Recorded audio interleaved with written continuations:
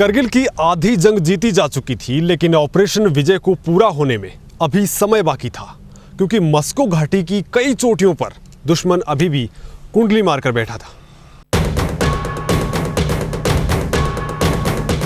Point 4875 Moscow घाटी में 16,000 feet से ऊंची चोटी।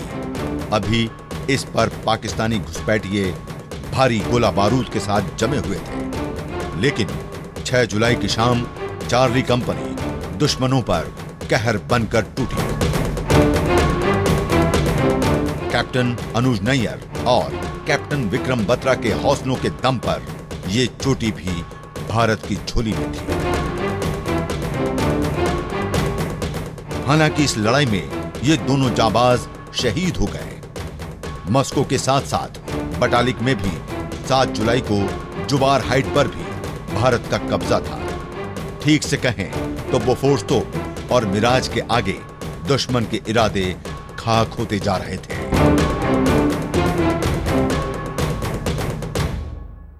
करगिल में जंग 10,000 फीट से ज्यादा ऊंचाई पर लड़ी जा रही थी, लेकिन सी लेवल जहां से ऊंचाई नापी जाती है वहां पर भी तूफान था। हमारे नेवल दस्ते ने वो किया जिसने पाकिस्तान के हौसले पस्त कर दिए।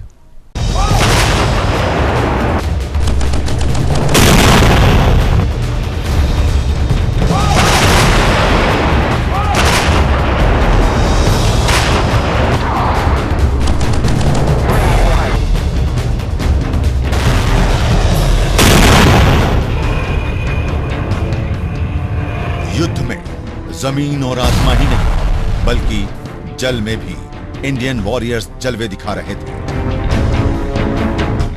20 मई को अलर्ट्स जारी करने के बाद सफेद लड़ाकों ने पड़ोसी को पाताल में भी पस्त करने की तैयारी को माकूल अंजाम दे दिया।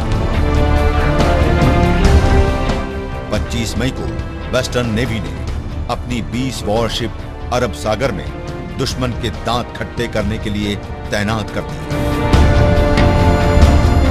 इसके बाद 27 मई को गाइडेड मिसाइल से लैस वॉरशिप को सौराष्ट्र कोस्ट पर लगा दिया गया। नौसेना के ऑपरेशन तलवार की शुरुआत हो चुकी थी। नतीजतन पाक ने कराची कोस्ट से अपने नेवल दस्ते को पीछे हटाना शुरू कर दिया। इतना ही नहीं, नौसेना ने अपने जहाजी बेड़े को ओमान की खाड़ी में तैनात कर दिया। लिहाजा पाकिस्तान की तेल सप्लाई कट गई।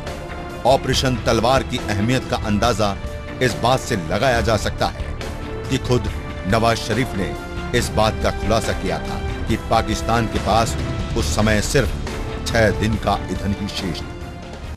पाकिस्तान घुटनों पर आ चुका था। भारत की रणनीतिक पहल के बीच अंतर्राष्ट्रीय स्तर पर भी सियासी हलचलें तेज हो चुकी थी।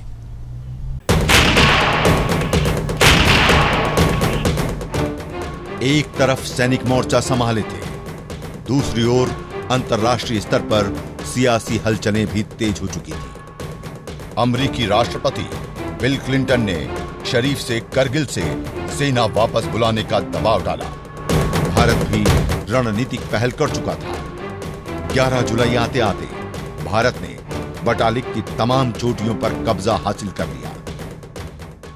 जहां पहाड़ियों का स्लोप 30 से 75 डिग्री था, वहाँ की विंड कंडीशंस और तापमान कंडीशंस ठीक नहीं थे।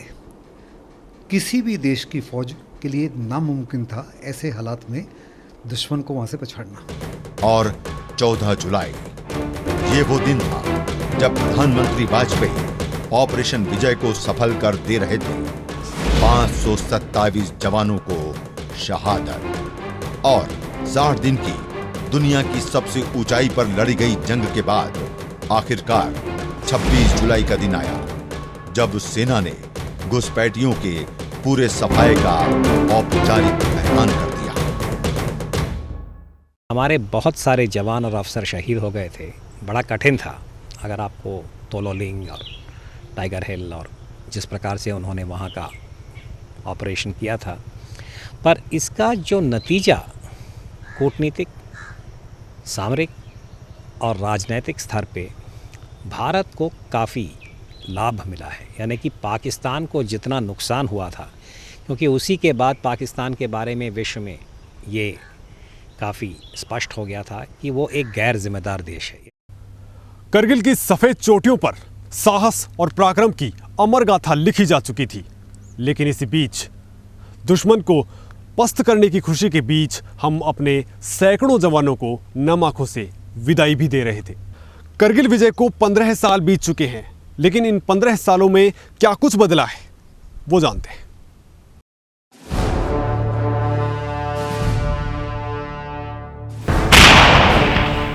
युद्ध तबाही की कहानी ही लिखता है। मस्को, द्रास, काक्सर, करगिल एवं बटालिक तक करीब 34 गांव युद्ध की भेंट चढ़ गए, जिनमें 17 गांव या तो पूरी तरह तबाह हो गए या 60 से 80% बर्बाद हो गए। दुश्मन के धमाकों ने ग्रामीणों को पलायन पर मजबूर कर दिया था, लेकिन सीज फायर के बाद जब वापस लौटे तो घर खंडहर में बदल चुके थे। पुश्तैनी संपत्ति का तो कोई ठिकाना ही नहीं था, तो कई खुशहाल घर वीरानी में बदल चुके थे। आबाद गांव, लहलहाते खेतों का रंग और नक्शा सब बदल चुका था। जिंदगी को फिर से पटरी पर लाने की कवायद शुरू हुई। पुनर्वास के लिए सरकार ने योजनाएं तो चलाई, लेकिन ये ऊंट के मुंह में जीरा ही साबित हुई। घटना को 15 साल बीत चुके हैं, लेकिन धमाकों की दहशत से इनकी रगों में चिरहन दौड़ जाती है। आज भी इनको अपनों को खोने के साथ साथ घरों की तबाही का दर्द भी सालता है। सेना तक घुसपैठ की पहली रिपोर्ट पहुंचाने वाले ताशी नामग्याल भी सरकारी रवैये से नाखुश हैं। लोगों को शिकायत है कि जितना नुकसान हुआ उसकी ना तो ठीक से भरपाई हुई और ना ही इलाके का विकास। ये बात अलग है, कारगिल सेक्टर के जिन पहाड़ी इलाकों से दुनिया पहले अनजान थी, वही चोटियां पर्यटकों को लुभाने लगी हैं। फायरिंग की घटनाओं पर अंकुश लगे तो कश्मीर की ये वादियां लोगों का बेखौफ स्वागत करने को तैयार हैं। उम्मीद है आने वाले वक्त में वो दिन जरूर आएगा।